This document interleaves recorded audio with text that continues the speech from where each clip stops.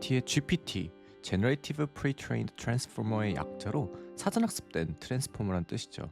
Generative는 생성한다는 뜻이고 Pre-trained는 사전학습되었다는 뜻입니다. 즉 방대한 데이터를 통해 미리 학습된 걸 의미하죠. 이후에 특정한 작업을 위해서 파인튜닝 등을 사용할 수도 있습니다. 여기서 제일 중요한 건 마지막 단어인 트랜스포머인데요.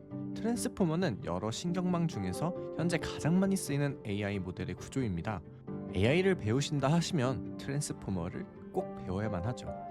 이번 영상에서는 이 트랜스포머 내부에서 실제로 어떤 일이 일어나고 있는지를 시각적으로 보여드리려 합니다. 그럼 데이터가 어떻게 흘러가는지 한번 따라가 볼까요? 사실 트랜스포머를 사용하여 만들 수 있는 모델은 언어 모델뿐만이 아닙니다.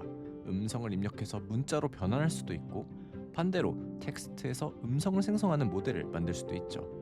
그리고 챗GPT한테 사진 하나 만들어 달라고 해보신 적 있으신가요? 달리나 미드저니 같은 텍스트를 입력했을 때 이미지를 만들어주는 모델도 많이들 트랜스포머를 기반으로 만들어졌죠.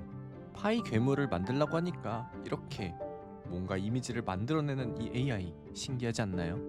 트랜스포머는 2017년에 구글이 발표한 Attention is all you need라는 논문에서 텍스트를 번역하기 위해서 개발되었습니다. 하지만 지금은 모두가 아시다시피 번역을 넘어서 챗GPT의 기반이 되는 모델로 텍스트를 입력하고 아니면은 이미지나 음성을 같이 입력해서 다음에 뭐가 올지 예측하죠. 조금 더 정확하게는 다음에 올 텍스트들의 확률 분포의 형태를 예측하는 겁니다. 여기서 다음 단어 하나를 예측하는 게 대체 이 GPT가 만들어주는 그 글을 생성하는 것과 무슨 관련인지 헷갈리실 수도 있는데요. 하지만 이런 예측 모델에게 한 단어를 주고 다음 단어를 예측하게 한 다음에 그걸 다시 인풋으로 넣어 반복하면 계속해서 다음 단어를 예측하면서 엄청나게 긴 문장을 생성할 수 있게 되는 거죠. 즉 다음 단어만 예측할 수 있다면 뭐든지 생성할 수 있다는 겁니다. 그런데 이렇게 그냥 다음 단어를 예측하는 게 정말 괜찮은 문장이 나올까요? 이 애니메이션은 GPT-2라는 옛날 모델을 사용해서 텍스트를 생성하고 있는데요. 실제로 지금 다음 단어를 계속해서 예측하고 있는 겁니다. 그런데 한번 읽어보면 꽤나 이상한 얘기인 걸 알 수 있습니다.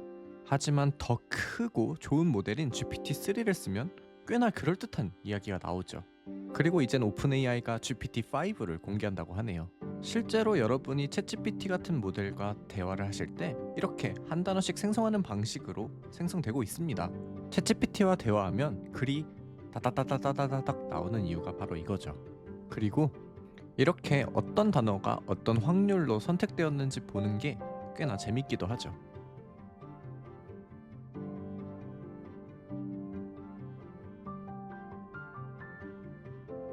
오늘 영상에서는 트랜스포 안에서 데이터가 어떻게 이동하는지 큰 틀을 미리 살펴보고 그 이후에 각 세부 단계들을 이해하고 확장하는 순으로 설명하려고 합니다.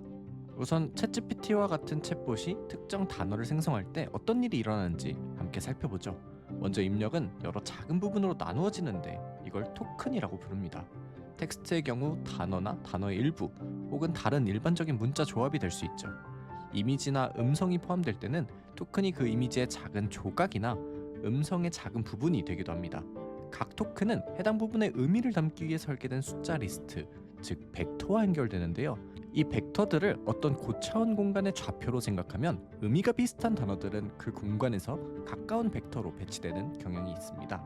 비슷한 단어는 가까이에 있는 거죠. 이 벡터의 각 열은 어텐션 블럭을 통과하면서 서로 정보를 주고받고 값을 업데이트하게 됩니다. 이 값을 주고받는 걸 어텐션이라 하죠. 예를 들어볼까요? 기계학습 모델에서 모델이란 단어는 패션 모델에서의 모델과 뜻이 다르겠죠? 어텐션 블럭은 현재 단어의 의미를 다른 단어와의 관계를 통해서 정의하고 업데이트합니다. 문맥을 파악한다고 생각할 수도 있죠. 여기서 언급한 의미라는 것은 특정한 벡터로 인코딩하는 것과 동일하게 생각하시면 됩니다.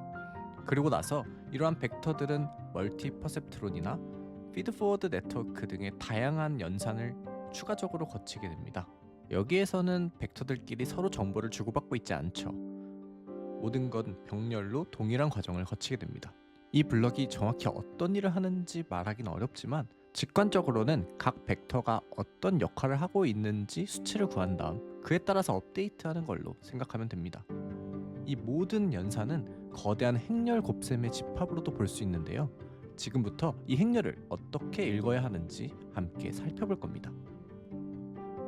실제로는 레이어 사이사이에 정규화라는 단계가 있는데요. 지금은 큰 틀을 살펴볼 거기 때문에 생략하도록 하겠습니다. 트랜스포머는 이 어텐션 블록과 피드포워드 네트워크를 번갈아 가면서 통과하여 문장이 어떤 의미를 가지고 있는지 마지막 벡터에 담게 됩니다. 그 마지막 벡터에 특정한 연산을 수행해서 다음에 올 수 있는 모든 토큰, 즉 텍스트 조각들에 대한 확률 분포를 생성하죠. 실제로 모든 단어들에 대한 확률 분포입니다. 어떤 텍스트의 일부가 주어졌을 때 다음에 올 내용을 저희가 예측할 수 있다면 맨 앞에 몇 개의 단어만 알려준 다음 그 다음 내용을 예측하게 하여서 샘플을 반복해서 뽑으면 결국에는 긴 문장을 생성할 수 있겠죠. 챗GPT가 나오기 전에 GPT-3의 초기 데모가 이런 느낌이었었습니다. 기억하시는 분 계실까요? 일종의 문장을 완성시켜주는 기계인 겁니다. 이런 기계를 채팅봇으로 만들려면 사용자와 AI가 서로 대화한다는 설정을 위해서 약간의 텍스트, 즉 시스템 프롬프트라는 게 필요합니다. 즉 사용자가 어떤 질문을 했을 때 AI가 어떻게 대답하는지를 예측하게 하는 거죠. 물론 그 대답은 단어 하나의 확률 분포를 예측하는 것 같습니다. 모델을 훈련할 때 조금 더 다양한 디테일들이 있습니다. 하지만 적어도 큰 개념은 이게 맞습니다. 이번 챕터에서는